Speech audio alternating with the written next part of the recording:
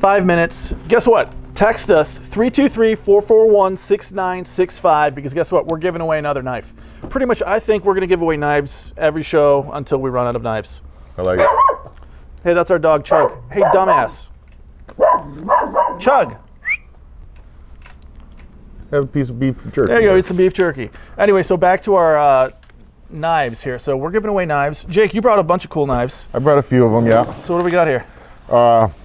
I got an old school buck knife. Oh yeah, I had one of those. Got stolen. This is probably one of the first ones that I've had this one for a while.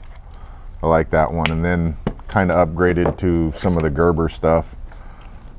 This is the Gerber Strong Arm. Ooh. Not too good of a job there, but all right. And then this is cool. Nice little rubber grip. The Gerber LMF2. Whoa, whoa, whoa, whoa. It's got this is like an assault knife. Yeah, it's got a glass breaker or skull breaker on the handle there. Oh, so you're in the car and... Well, yeah, you get out quick, fast, in a hurry. Yeah, exactly. Cool.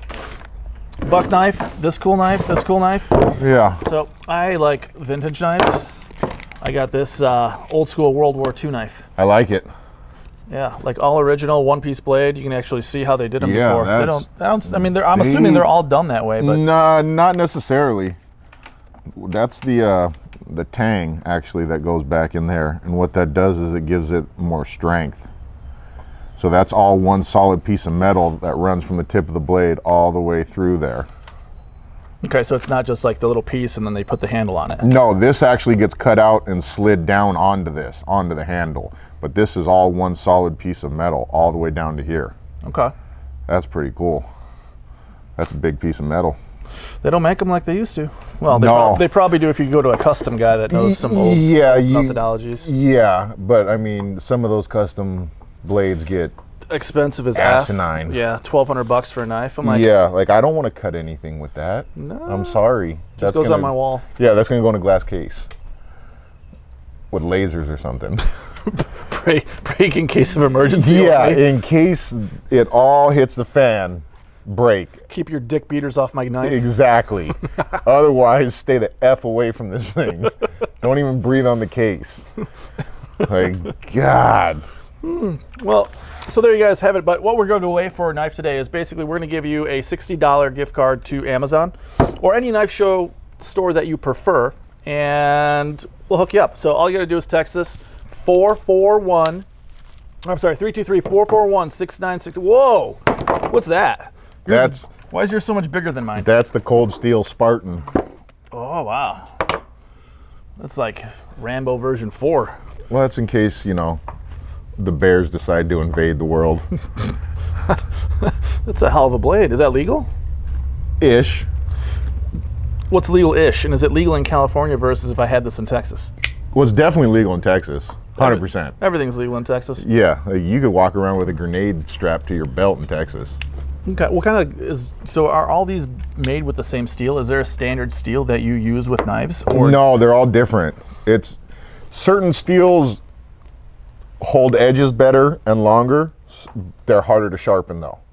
Certain steels are very easy to sharpen, but they don't hold edges as long. Certain ones are extremely durable. Then you have ones that you can start getting into where they start folding steel on steel. What the hell's the name of it? There's a certain name for it though, where they'll take it and fold steel on steel on steel, and they'll just keep folding it.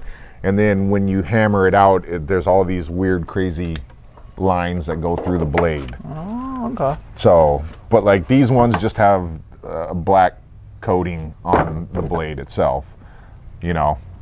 Very nice knives though. But good little collection there. Yeah, I like it. What's the legal blade size? 6 inches you have to be under? Depends who you're talking to. Yeah, they have different. There's different rules for either a folding knife or a fixed blade or an assisted, but it's a very gray-ish area. From what I've heard, it's pretty much if the blade fits in your palm of your hand, if it's not larger than the palm of your hand, you're probably safe. If the blade fits just to quit? Exactly, but I mean, I don't necessarily know that if you got stopped with this, that they're gonna be like, oh no, that's cool. So Well, it depends who's stopping you and where you're at, apparently.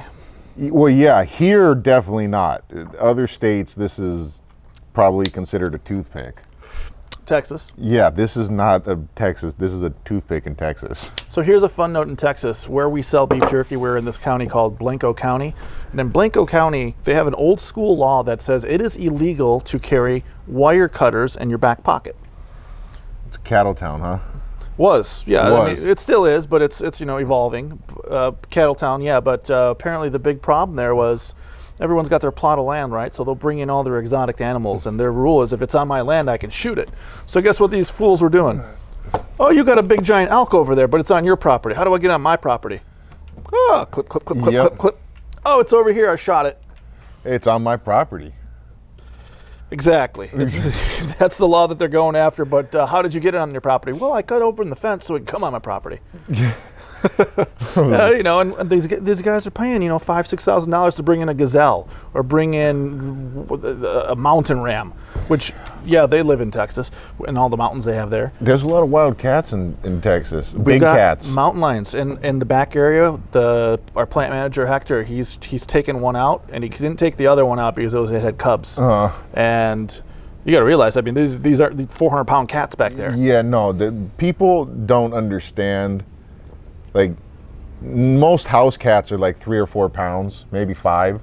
If that thing hisses at you, you shit your pants. Now imagine one that weighs 200 plus pounds. We're gonna have a whole nother topic, and then Like- we're gonna have to bring in some Joe Exotic here. Maybe we can get an interview with him. I'm broke as shit. I have a judgment against me from some bitch down there in Florida. Interview with Joe Exotic coming your way. He might. He might interview with us. From what I understand, he's still trying to get out from behind bars. Oh yeah. Well, like I said, we're gonna have a whole nother topic on Joe Exotic. Right now, we're gonna go into things not to say to your wife.